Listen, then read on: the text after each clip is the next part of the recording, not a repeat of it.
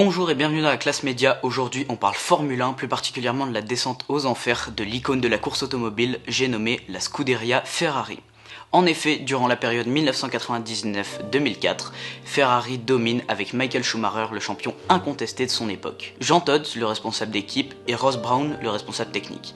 C'est avec ce trio iconique que Ferrari arrache plusieurs titres individuels et collectifs, mais depuis 2008, plus rien. Pas de victoire en championnat, pas de titre pilote depuis 2007 et des turnovers beaucoup trop fréquents dans l'équipe. Les ingénieurs, les techniciens et le staff doivent absolument créer une bonne cohésion d'équipe et une bonne communication pour pouvoir travailler ensemble. D'un autre côté, on reproche au président de Ferrari, John Elkann, de peiner à trouver une direction sur le long terme. Entre abandon de course lié à des problèmes mécaniques, couplé à des erreurs sur les circuits, Ferrari peine à se démarquer dans les grosses compétitions. Malgré une pole position en août 2025 durant le Grand Prix de Hongrie, Charles Leclerc, le pilote phare de Ferrari, n'a pu obtenir qu'une 4e place derrière George Russell, Oscar Piastri et Lando Norris. Durant ces 15 années sans titre majeur, Ferrari reste une équipe constante avec plusieurs 2e et 3e places au championnat, constructeurs comme en 2018, 2019, 2022 et 2024. Pourtant, on ne remarque pas de réelle lutte vers les victoires en championnat.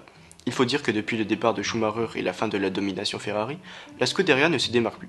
En effet, c'est Red Bull qui domine durant la période 2010-2013 et Mercedes pendant la période 2014-2021. Aujourd'hui, c'est McLaren qui se démarque loin devant l'écurie italienne qui peine à rattraper son retard.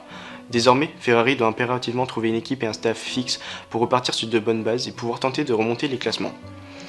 Dans le monde de l'automobile, beaucoup pensent que les pilotes comme Leclerc n'ont plus rien à faire dans une équipe qui les freine dans leur progression et que celui-ci devrait abandonner la combinaison rouge.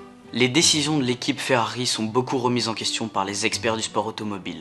Et Lewis Hamilton, le deuxième pilote de Ferrari, septuple champion du monde, ne parvient pas à être décisif depuis son départ de Mercedes pour sa nouvelle équipe. Si l'écurie rouge ne veut pas s'offrir une saison blanche cette année, alors que les Grands Prix ont débuté le 6 mars et qu'ils se termineront le 6 décembre prochain, l'objectif dans les bureaux sera de s'entourer d'ingénieurs fixes et pour les pilotes de retrouver confiance sur le circuit. Merci pour votre écoute et à bientôt dans la classe média.